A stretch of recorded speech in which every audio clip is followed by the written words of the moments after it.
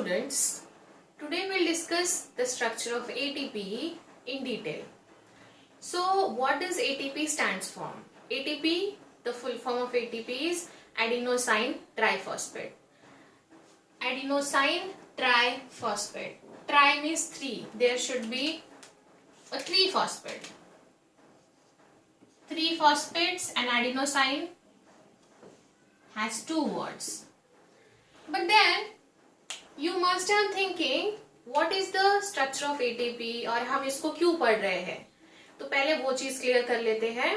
So the structure of ATP or the ATP is our energy currency. जैसे हर एक country का एक currency होता है, वैसे हमारे बॉडी का, लिविंग ऑर्गेनिज्म का एक एनर्जी करेंसी होता है और वो है ATP. सो हम उसको ऐसा लिख सकते हैं, it is a energy currency of our body. But then why it is an energy currency of our body? Because during the respiration the energy is released and that kind of energy is getting stored in the ATP and this energy is made available for the number of activities. Like हम जो भी activity करते हैं उसके लिए energy चाहिए होता है और वो एनर्जी हमको ATP से मिलता है and number of internal cellular activity also. So overall हमारे बॉडी के लिए, लाइक फॉर एग्जाम्पल अभी मुझे आपको पढ़ाना है, बोर्ड पे लिखना है, इसके लिए एनर्जी चाहिए, ये भी मुझे ATP से मिल रहा है. आप जब अभी वीडियो देख के पढ़ रहे हो, नोट्स बना रहे हो, बहुत ज्यादा कॉन्सेंट्रेशन के साथ देख रहे हो, it also demands the energy और ये सब कुछ हमें ATP दे रहा है और हम ATP ही पढ़ रहे हैं अभी.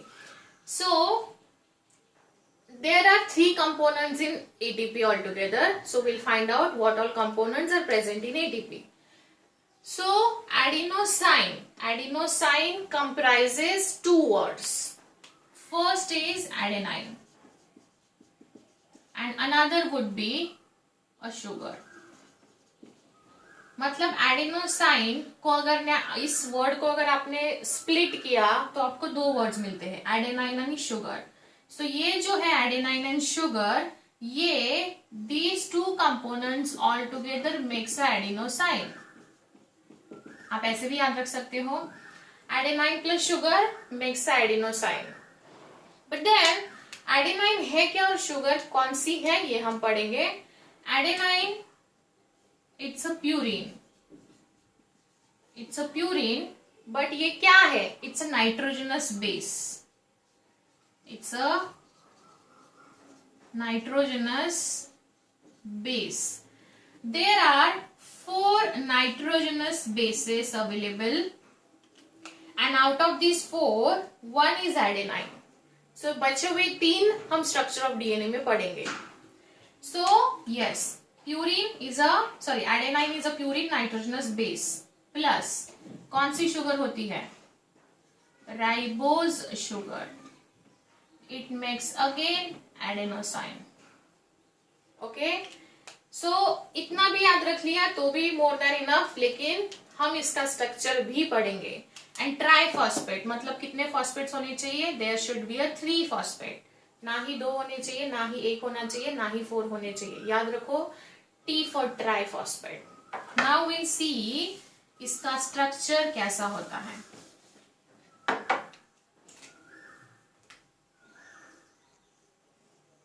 This is the structure I am drawing. This is the structure of adenine. So ये structure है adenine का.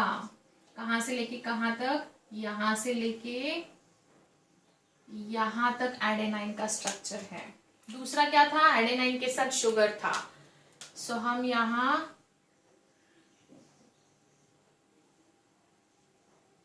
sugar draw करेंगे. Right.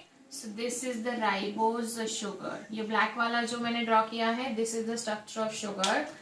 And next there should be a 3 phosphate.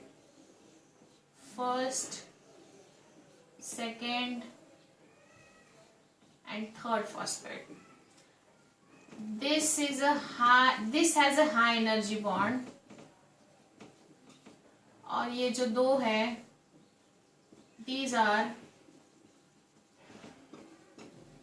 Low energy bonds, ये दोनों मतलब this one and that one low energy bond, और ये जो वेवी दिखाया है ये हाई एनर्जी बॉन्ड है। 3 फॉस्फेट हो गए, 1 2 3 फॉस्फेट हो गया, 3 phosphate adenosine, this is the structure of adenosine. So adenosine यहां तक और यहां से आगे ट्राइफॉस्फेट, समझ में आ रहा है? Okay, so now this is the basic structure of ATP. Now we'll see why there is a wavy bond after these 2 phosphate and why this single phosphate with the high energy bond. So we'll have to see that. So first AMP, adenosine monophosphate, adenosine monophosphate combines with 1 inorganic phosphate. Inorganic phosphate मतलब एक phosphate ही consider करो इसको, ये आपको देगा adenosine diphosphate. अभी यहां आपको 2 वर्ड्स को हाईलाइट करना है। Mono means 1, this inorganic phosphate कितना हो गया, 1 + 1 2 गिव्स अस डाइफॉस्फेट, है कि नहीं? So mono AMP combines with 1 inorganic phosphate gives us ATP. इसका मतलब ये है mono gives us by combining with IP gives us di, ठीक है? बट देन हमने तो ट्राई पढ़ा है, तो अभी देखो क्या हो जाएगा, ADP diphosphate combines with inorganic phosphate gives us ATP, adenosine triphosphate, die plus 1 हमको दिया इसने triphosphate. So this is how we get the ATP from the mono or we get the ATP from the ADP. Okay? Generally ADP and ATP के form में ही ये reactions carry out करता है, और reactions जब कैरी आउट होते हैं तो कई बार फॉर्मेशन ऑफ एनर्जी होता है, कई बार यूटिलाइजेशन ऑफ एनर्जी होता है, और वो एरो के फॉर्म में कैसे आपको अंडरस्टैंड करना है। आप हर बार तो ऐसा रिएक्शन नहीं लिख सकते हो। Now we'll find out a simplest way to remember where should exactly the ATP is utilized and where should exactly the ATP is formed. So वो हम पढ़ेंगे।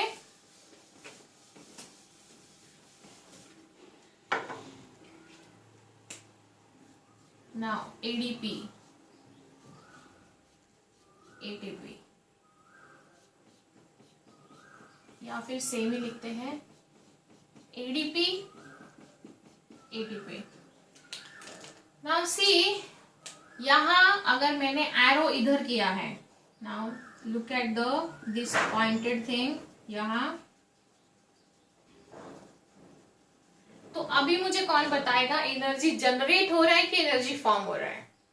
सो एरो अगर यहां है, this is the arrow towards the ATP, इसका मतलब है ये है eventually this di must be combined with the 1 inorganic phosphate. So ये कंबाइन हुआ होगा और हमें ट्राई मिला है। इसका मतलब जब एरो एटीपी की तरफ होता है, so it's a formation of ATP, याद रखिए। This sign is very important in terms of formation and utilisation of energy. So ATP 3, so ADP, ये आपको माइंड में करना है, ये कैलकुलेशन ऐसे लिखना नहीं है, कई रिएक्शंस ऐसे ही दिए होते हैं। उसके बाद अगर मैंने सेम रिएक्शन में बस एरो का पोजीशन ऊपर कर दिया, यहां बस एरो ऊपर कर दिया यहां, तो ट्राई से डाई हो रहा है, इसका मतलब क्या होगा, यूटिलाइजेशन ऑफ एनर्जी हो जाएगा। यहां से माइनस आईपी हो गया होगा ना, तो ये हाइड्रोलाइज हो गया और ये यूटिलाइज हो गया फिर। So it's a utilisation of energy. इसको हम इक्वेशन के फॉर्म में अगर लिखना चाहते हैं तो लिख सकते हैं like ATP minus 1 inorganic phosphate gives us ADP. वो जो हाई एनर्जी वाला बॉन्ड था,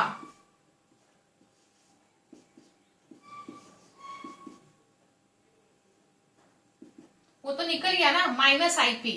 तो हमको इसको माइनस करना है और आगे हमको क्या मिलेगा, 2 ही मिलेगा. तो the high energy bond would be detach from the structure of ATP. इसका मतलब ये है उसमें हाई एनर्जी था और वो यूज हो चुका है अभी. अगर ऐसा हुआ तो, sorry, this is the formation. अगर ऐसा हुआ तो यूज हो चुका है.